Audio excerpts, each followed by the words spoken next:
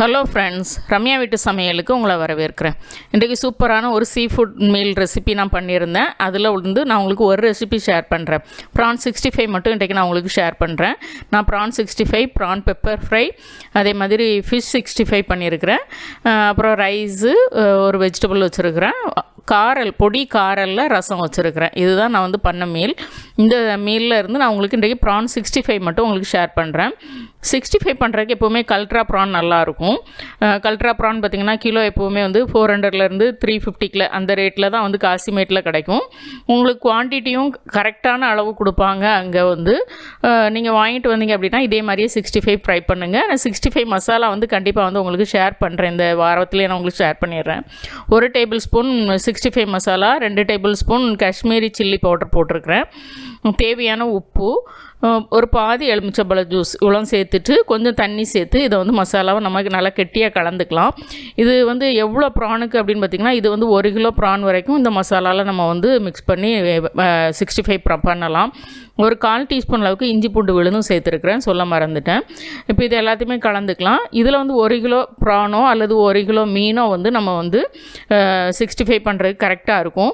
நான் இன்றைக்கு வந்து ஒரு அரை கிலோ ப்ரான் வந்து க்ளீன் பண்ணி எடுத்ததுலேருந்து நான் வந்து எடுத்து அதில் தான் நான் பண்ண போகிறேன். அதனால் இதில் இருக்க பாதி மசாலா வந்து ஃபிஷ் 65க்கு எடுத்து வச்சுக்க போகிறேன். பாதி மசாலா வந்து நான் வந்து ப்ரான் 65க்கு நான் எடுத்துக்கிறேன். நீங்கள் ப்ரான் மட்டும் பண்ணுறீங்கன்னா நான் போட்ட மசாலாவில் பாதி போட்டுக்கோங்க. கடையில் வாங்கின மசாலா அப்படின்னா வந்து உப்பு சேர்க்க தேவையில்லை. இந்த அரை கிலோ மீன் இறாலுக்கோ அரை கிலோ மீனுக்கோ ஒரு 1.5 டேபிள் ஸ்பூன் அளவுக்கு நீங்கள் வந்து 65 மசாலா சேர்த்துக்கிட்டால் போதும். இப்போ நம்ம வந்து க்ளீன் பண்ணி வச்சுருக்கிற கல்ட்ரா ப்ரான் மட்டும் நான் வந்து ஒயிட் ப்ரான் அப்படின்னு சொல்லி தான் வாங்கிட்டு வந்திருந்தேன்.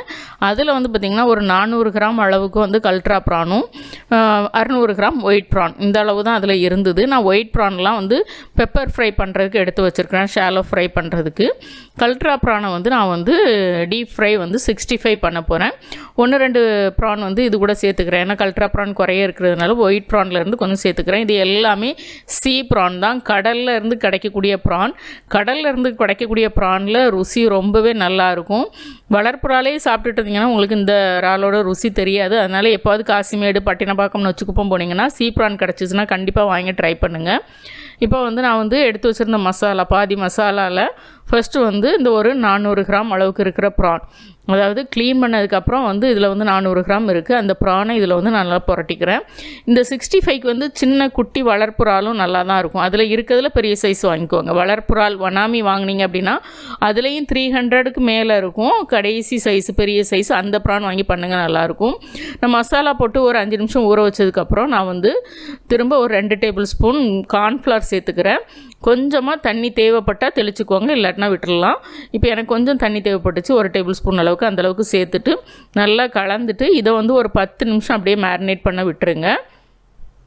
உங்களுக்கு மாவு கோட்டிங் நல்லா பிடிக்கும் அப்படின்னா 2 டேபிள் ஸ்பூன் கார்ன்ஃப்ளவர் போட்டுட்டு 1 டேபிள் ஸ்பூன் மைதாவும் போட்டுக்கோங்க. அப்படி இல்லை 4 டேபிள் ஸ்பூன் கார்ன்ஃப்ளவர் போட்டுக்கோங்க. மைதாவை அவாய்ட் பண்ணணும்னு நினச்சிங்கன்னா 4 டேபிள் ஸ்பூன் கார்ன்ஃப்ளவர் மட்டும் போட்டுக்கோங்க. இல்லை 2 tablespoon cornflour, 1 tablespoon மைதா போட்டுக்கோங்க. மாவு கொஞ்சமாக இருந்தால் போதும்னா இப்போ நான் போட்டிருக்க மாதிரி 2 டேபிள் ஸ்பூன் மைதா, அதாவது கார்ன்ஃப்ளவர் மட்டும் போட்டுக்கோங்க. 2 டேபிள் ஸ்பூன் கார்ன்ஃப்ளவர் மட்டும்தான் நான் போட்டிருக்கிறேன். இதெல்லாம் போட்டு ஒரு 10 நிமிஷம் மேரினேட் பண்ணிவிட்டு அதுக்கப்புறம் நான் டீப் ஃப்ரை பண்ணி எடுத்துக்கிறேன். டீப் ஃப்ரை பண்ணும்போது எண்ணெய் நல்லா சூடானதுக்கப்புறம் தீயை மீடியம் ஃப்ளேமுக்கு மாற்றிட்டு ப்ரானெல்லாம் சேர்த்துக்கோங்க. ப்ரான் ஃப்ரை பண்ணாலும் சரி, ஃபிஷ் ஃப்ரை பண்ணாலும் சரி, நம்ம வந்து திரும்ப இந்த எண்ணெய் வந்து ஃபிஷ் ஃப்ரை பண்ணுறதுக்கு தான் நம்ம யூஸ் பண்ண முடியும், வேறு எதுக்கும் யூஸ் பண்ண முடியாது. அதனால் அளவாக எண்ணெய் ஊற்றி ஒரு நேரத்துக்கு மட்டும் நீங்கள் ஃப்ரை பண்ணி எடுத்துக்கோங்க. திரும்ப அன்றைக்கே நீங்கள் யூஸ் பண்ணுவீங்கன்னா இந்த எண்ணெயை யூஸ் பண்ணலாம். அப்படி இல்லைன்னா உங்களுக்கு இந்த எண்ணெய் வேஸ்ட்டு தான். ஏன்னா இன்னொரு ரெசிப்பியில் சேர்க்கும்போது வந்து அதில் வந்து இதனுடைய ஃப்ளேவர் இறங்கிரும், நல்லா இருக்காது.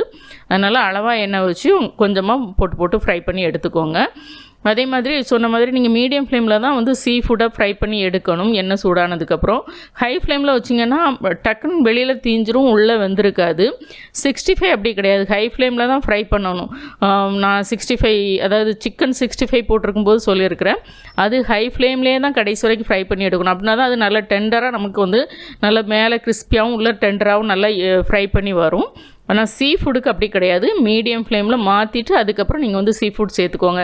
அது நண்டாக இருக்கலாம், ப்ரானாக இருக்கலாம், அல்லது வந்து ஃபிஷ்ஷாக இருக்கலாம். எது ஒன்று நீங்கள் டீப் ஃப்ரை பண்ணுறீங்க அப்படின்னா வந்து எண்ணெய் சூடானதுக்கப்புறம் மீடியம் ஃப்ளேமுக்கு மாற்றிட்டு நீங்கள் வந்து பொரிச்சு எடுத்துக்கோங்க.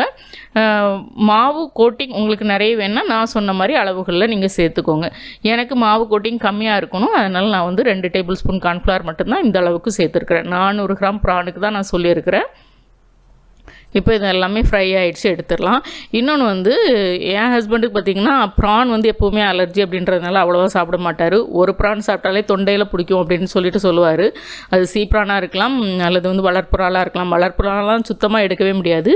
சீ ப்ரான் 1-2 ரொம்ப ஃப்ரெஷ்ஷாக இருந்ததுன்னா சாப்பிடுவார்.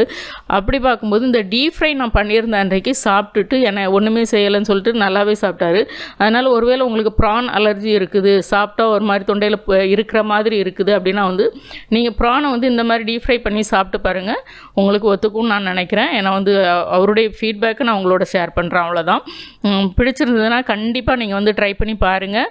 ரம்யா வீட்டு சமையலுக்கு சப்ஸ்கிரைப் பண்ணுங்கள், லைக் பண்ணுங்கள், ஷேர் பண்ணுங்கள். வீட்டில் சமைச்சு சாப்பிடுங்க, வீணாக்காமல் சாப்பிடுங்க. மீண்டும் புது வீடியோவில் சந்திக்கலாம். பாய்.